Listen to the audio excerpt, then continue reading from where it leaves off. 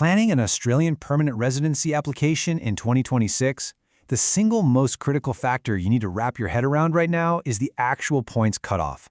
You can't just casually browse the rules anymore. You need a rock-solid strategy.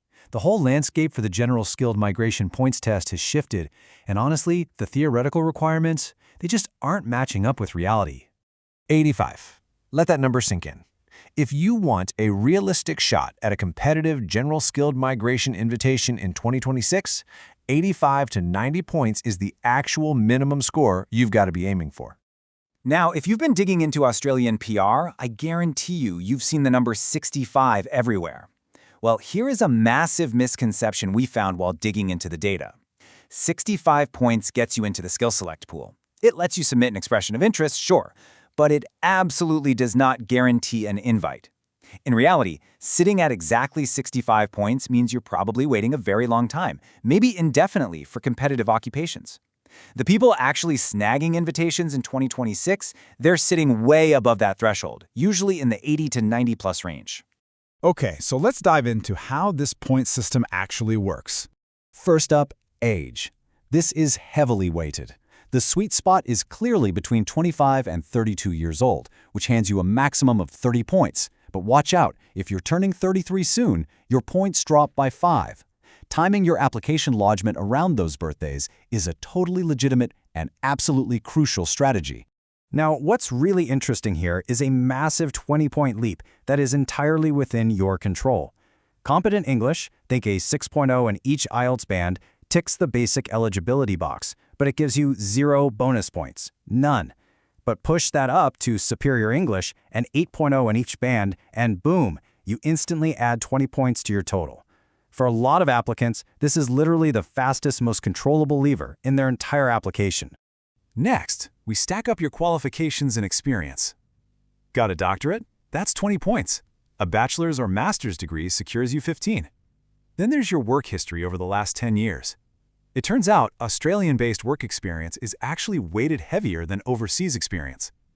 It maxes out at 20 points for 8 to 10 years, compared to 15 points for the equivalent time overseas. Basically, every year you work in your skilled occupation progressively stacks up your baseline score. This brings us to relationship status, and we really need to clear up an often misunderstood rule here. If your partner meets the skills and English requirements, you get 10 points. But look at how this balances out. If you're single, you also get 10 points. The whole intent here is specifically to level the playing field between partnered and single applicants. So don't stress that being single puts you at a disadvantage. It actually locks in 10 easy points right off the bat.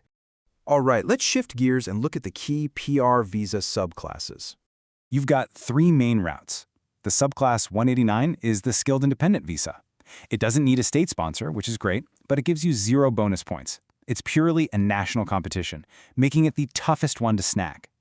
Then there's the subclass 190, which is state-nominated. Getting this literally adds 5 bonus points to your federal score. Finally, we have the subclass 491, the skilled work regional visa.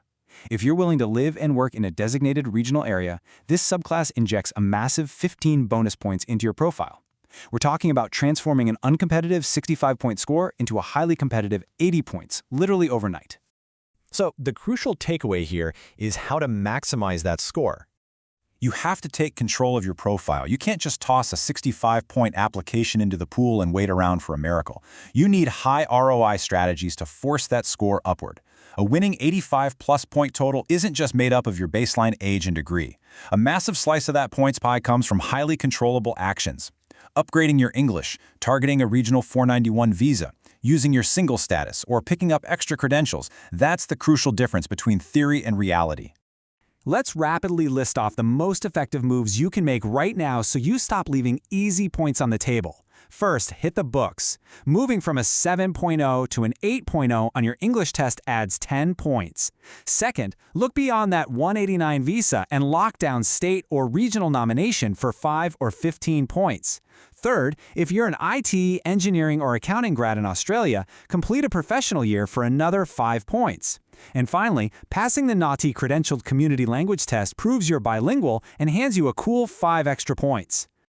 Let's see what this looks like in the real world with a case study. Meet Miguel. He's an accountant. And accountants face fierce competition, usually needing 85 to 90 points just to get noticed. Let's stack his profile step by step. Step 1, he's 32 years old, hitting that sweet spot for 30 points. Step 2, he's got over 8 years of overseas work experience, adding 15 points. Step 3, instead of just settling, he pushed his English to superior, grabbing a huge 20 points. Step 4, his bachelor's degree kicks in another 15 points. And Step 5, applying as a single applicant secures his final 10 points. You add that all up, and Miguel jumped from being completely ignored in the pool to hitting a highly competitive 90 points. He didn't change his occupation or his age, he just expertly stacked the attributes he could control. Which brings us to the ultimate question as we wrap up this explainer. Are you leaving points on the table? Are you sitting there at 70 points, frustrated that you aren't getting an invite, while completely ignoring the 10 points hiding in your English score or the 5 points you could easily grab from a naughty test? Take control of your strategy today.